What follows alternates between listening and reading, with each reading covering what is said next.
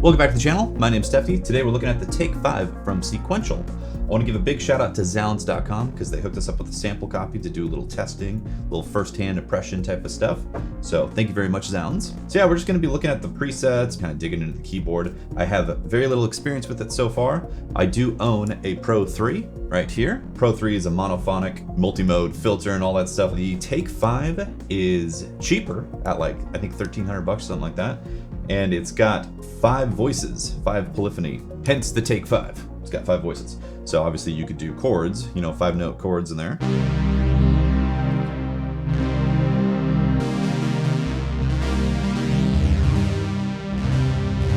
Also, the presets are more like the Prophet and all that. Also, the filter as well, it's only a low-pass filter.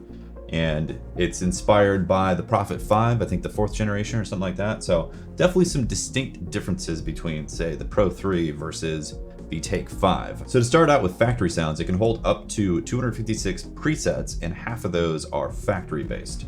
So you can store 128 user presets, and the factory presets are always there, indicated by the factory button. So you have 8 banks right here, and each bank contains 16 sounds total. It's very straightforward. It's different on the Pro 3 because you're using more of the screen to dive into menu type of stuff. Whereas with the Take 5, like, let's say you're doing a performance, you could easily go into a user bank and just set 16 different presets for your performance. It also has this interesting preset button right here, which if you just want what's on the panel at any given time, you can take off the preset button, and now you have what is on here. It is a new keyboard, and when I plugged it into my computer, it completely threw off all the tunings of the oscillators. So if you do happen to buy a Take 5 and plug it in the computer and get this same super weird bug, all you got to do is go into global and then go all the way to calibrate voices number 30. You do that, and then it fixes the tuning of the stuff. I had a weird bug right there that I was like, whoa, this is strange. So yeah, let's go through some presets. So we're in bank 1. Bank 1, preset 1, California Dreamin'.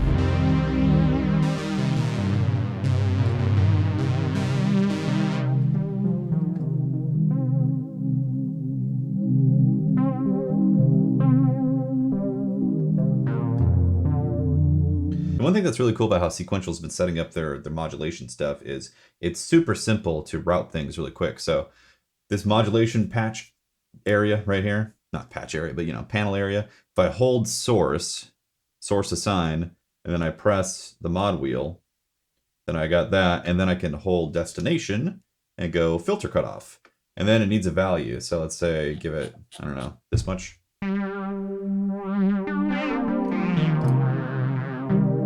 Let's maybe take it down a bit.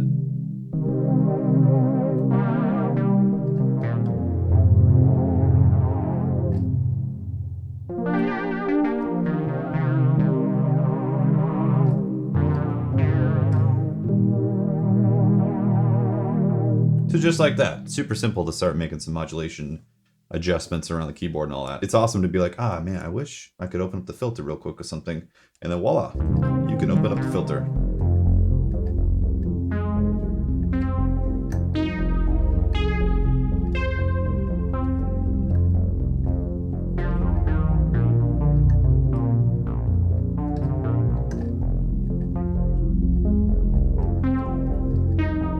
Cool, let's move on. Next patch.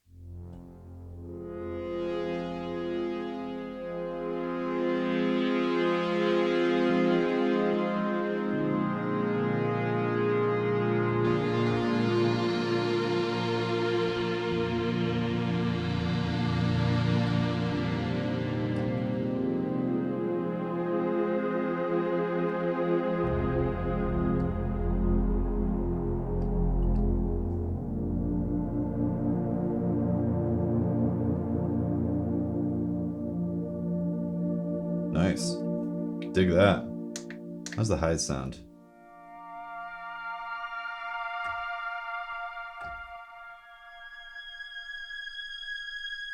Beautiful. One thing that I'm not exactly sure how to describe in the sound is I feel like it's polite. I don't want to say thin, and I don't want to say narrow, because those aren't really good qualifiers for something that sounds good, but is also still thin and narrow. I think polite is the right term. Like if I had a bunch of Pro 3s strapped together to make a polyphonic Pro 3, I feel like it would be very fat and take up a lot of space. In other words, in a track, I feel like this stuff, it's got like a nice placement with the voicing, you know?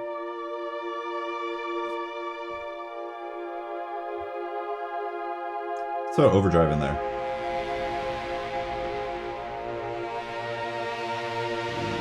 Yeah. So here's another good example. Let's say I want to increase the overdrive with the modulation wheel.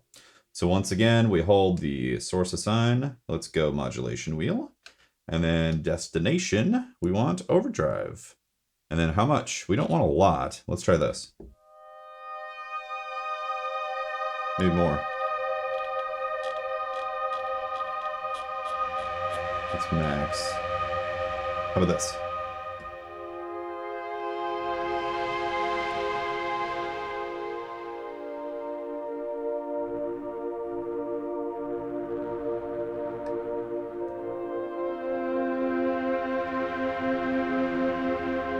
Maybe too much.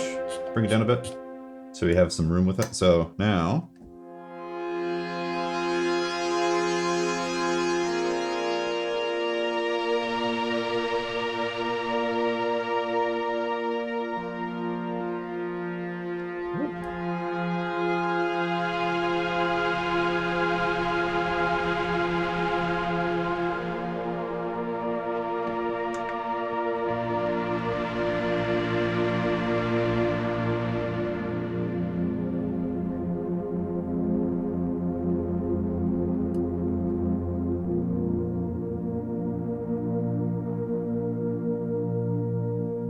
clean it up. That sounds beautiful to me. So yeah, back to my thin, polite discussion. Something about it just feels like it could fit really easily into a mix or a score. Some synths just like immediately jump out and want to like punch you right in the face, you know, just scream at you. Like a Model D is a classic example of that. A Model D is not polite. It's not sitting back in the mix saying, oh, don't mind me, just plucking away, doing a little stuff. It's like, I'm a bass, or, you know, I'm some fat lead right in the face. Yeah, it's interesting. It's a nice compliment. I'd say so far, from my experience with it, the Take 5 is a nice compliment to something like the Pro 3. The Pro 3 has a very distinct character, where the Take 5 is distinct in like the opposite spectrum. Real quick, if you're enjoying this video, make sure to hit the like button and subscribe to the channel, and drop a comment below. It helps out with the algorithm on YouTube. Moving on, what else we got? Prophetic sync.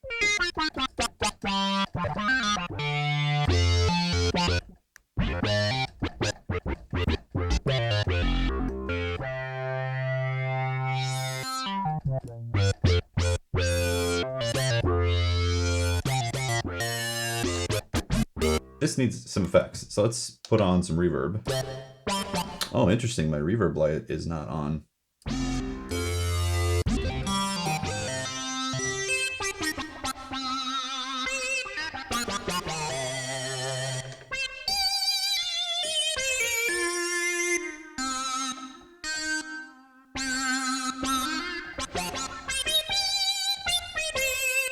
One thing that I haven't mentioned yet is there's a vintage button on here, and what this does is basically create variances and differences between the voices the more you turn it up. So in today's modern age of technology, circuitry and all that can be very tight, so it sounds very perfect or clinical, whereas some of the vintage gear has all these like minute variances that create quote unquote vintage warmth. So if you want more of that, you can turn this up to get some differences. So let's see if we can hear it.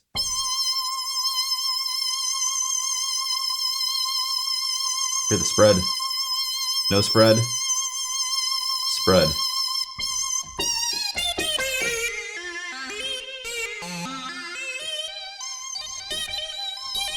How about the low register?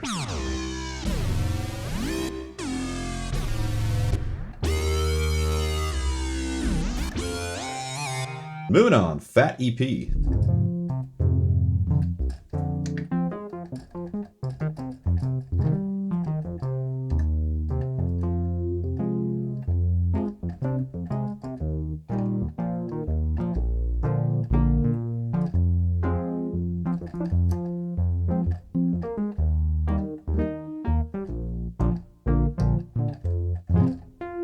back to the skinny talk. Not to say this can't sound fat in some sense and all that. I'm just saying that the overall tone in there doesn't lend itself to being like blistering fatness up front that must be listened to.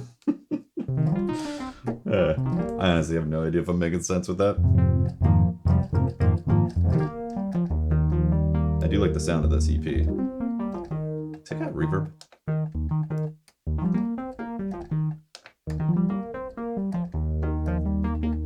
Yeah, I can't tell now with that LED off. Does not sound like it. Let's go. Oh, there we go. Let's open this up.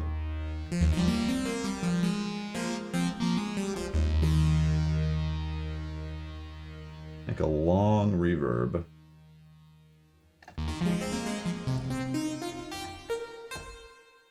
Okay, long-ish.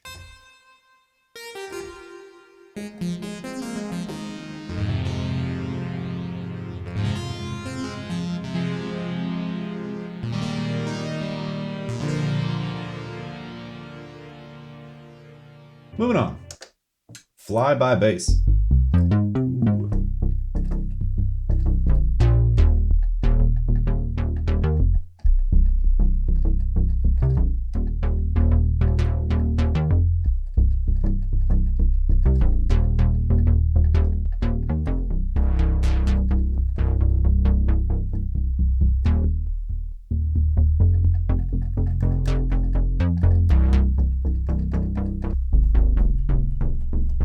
Seems like it kind of farts out at the end right there on the F. Because anything lower than that, yeah, those are basically gone at that point. But up to here, if it was in C, it's a nice round bass.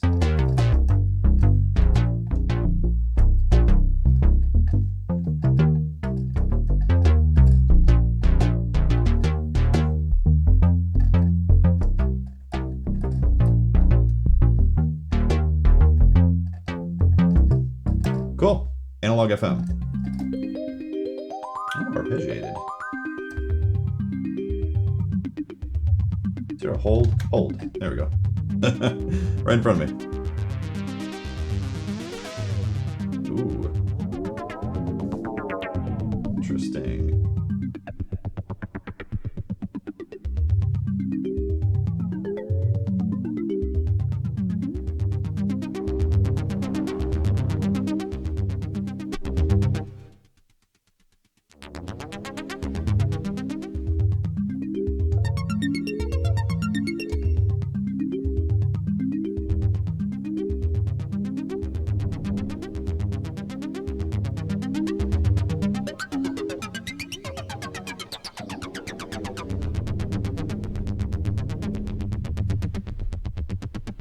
Let's modulate the dry wet of the reverb to the modulation wheel.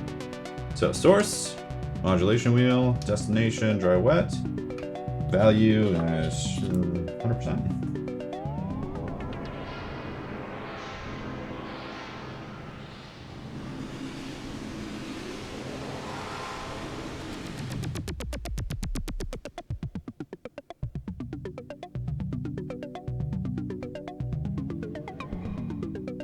Cool.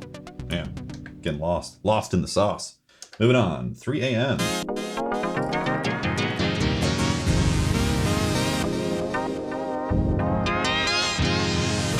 Another unison chord or patch. All right, next, Sparkle Dust.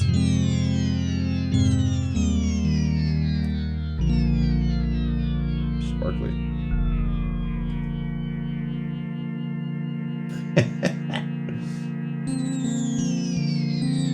Cool. Next, Lo Spicchio.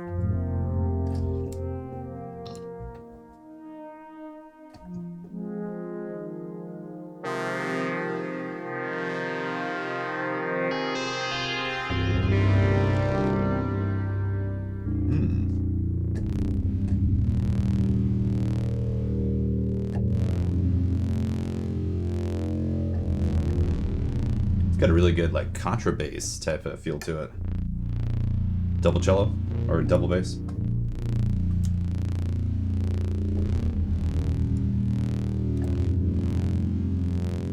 not bad. Brush swing.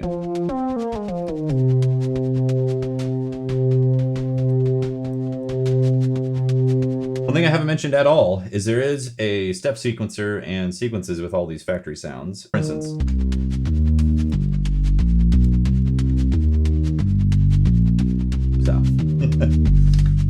so all these obviously have sequences associated with them. I'm just ignoring them. Moving on. Freeway driving.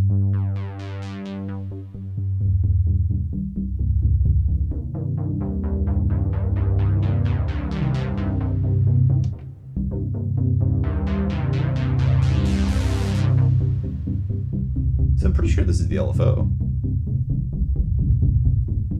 Yeah, so Global Frequency was doing this.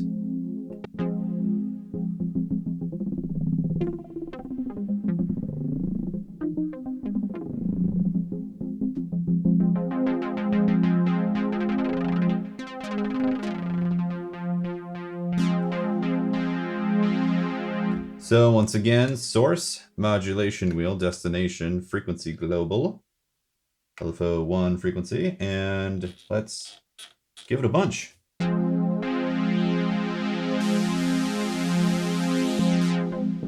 There we go. The cutoff was too open.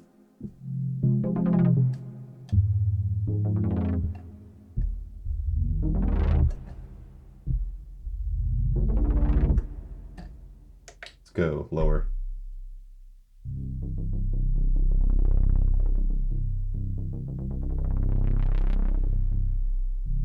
I like it. Moving on. Some good sound design stuff in here. The Everything Bagel.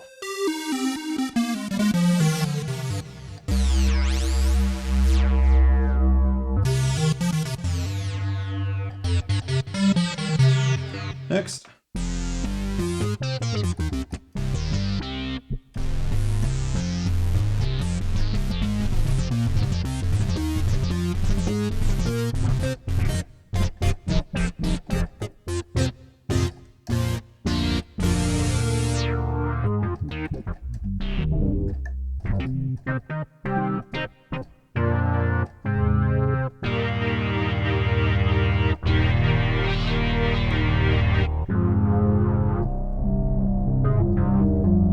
Something I haven't mentioned yet is the keyboard and how it feels. It's got some sort of fader, whatever it's called. I'm not exactly sure.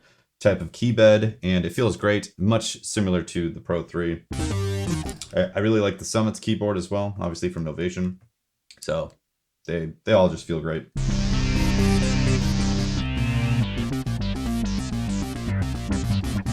Matrix Brass.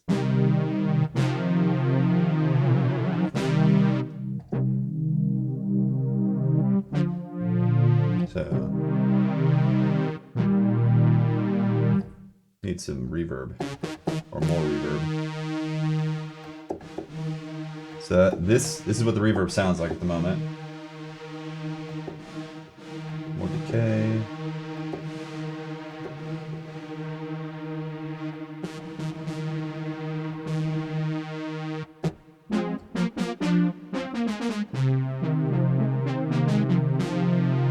Okay. And it's a chorus on there. I actually haven't really messed with the chorus to see what type of like possible Juno sounds you might be able to get out of it. This is obviously Juno-ish.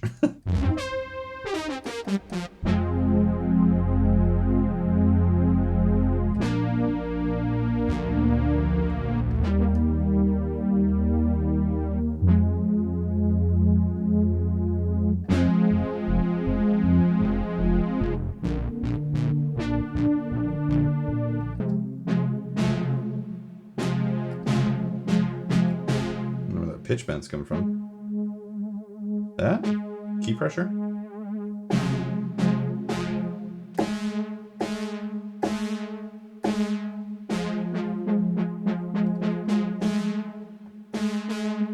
Velocity is affecting pitch. Maybe it's in the modulation matrix thingy.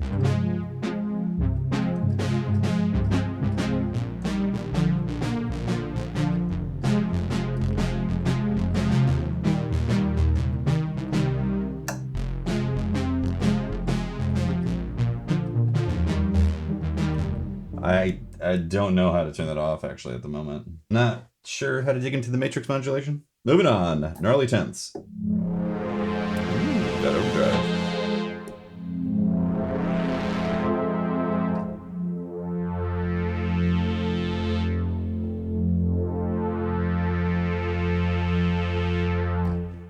So is that playing C and an E? All right.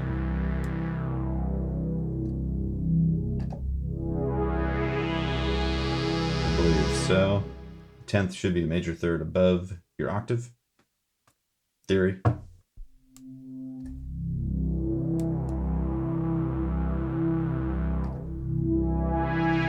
Yeah, that harmonic.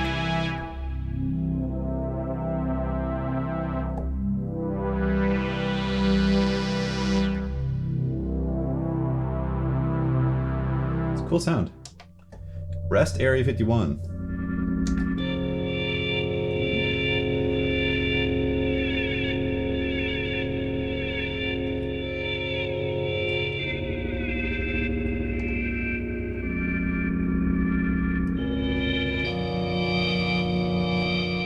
Another thing of note, obviously the pitch and the modulation wheels are up above the keyboard, whereas on the Pro 3, they're right next to it with a little touch pad type of thingy. What that did is afford another, I think, perfect fifth below the C. Pro 3 has 3 octaves of C to work with, and then getting rid of the modulation pitch wheel type of stuff off the side and just expanding it gave this another perfect fifth below. So depending on if you like to noodle around on the keyboard a lot, it's actually a pretty good compromise. Personally, I don't mind jumping up to the modulation wheel. You are missing that touch strip, but again, the Pro 3 is a different keyboard. It's not meant to be like comparisons directly. There are different types of synths.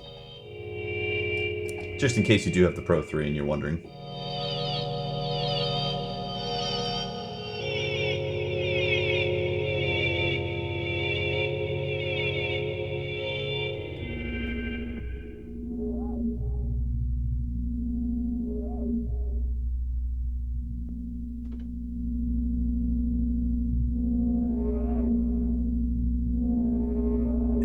I really like this overdrive. I wish the overdrive was in the Pro 3. That is the first bank. Bank 1, we went through all 16 patches. If you hold bank and then press 2, you're in bank 2, and you're still in patch 16 right there, which is Koto. Ooh. I'm a sucker for synthesized strings.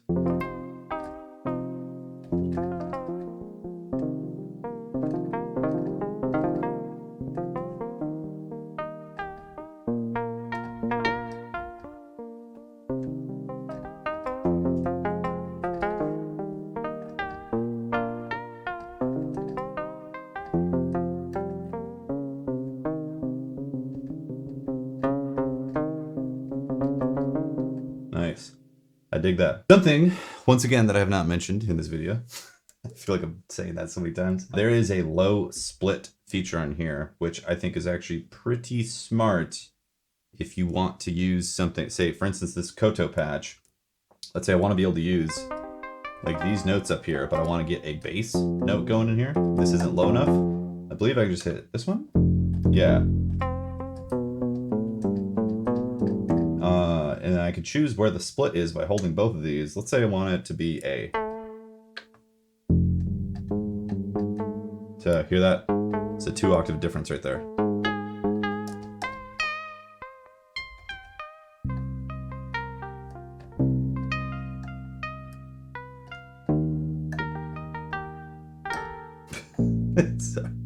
Apologies for the playing.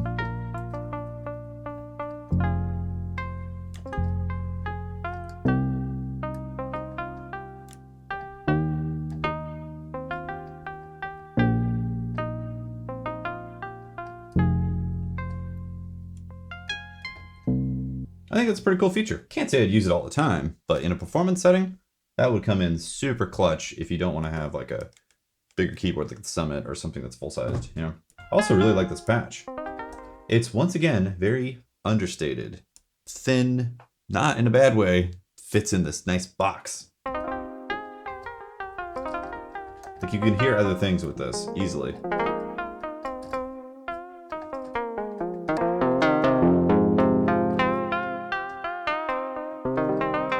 Nice. Let's go to patch 1 of Bank 2. Tommy Boy.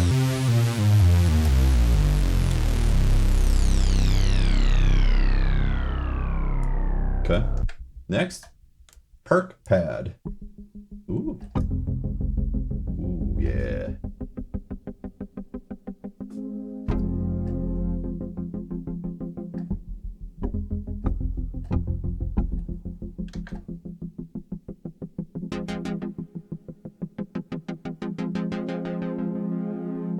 This is LFO. Yep.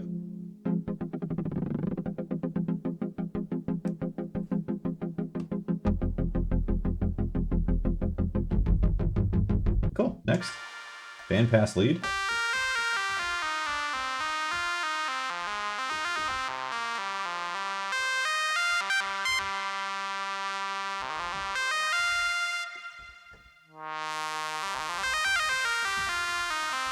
Cool. Horns.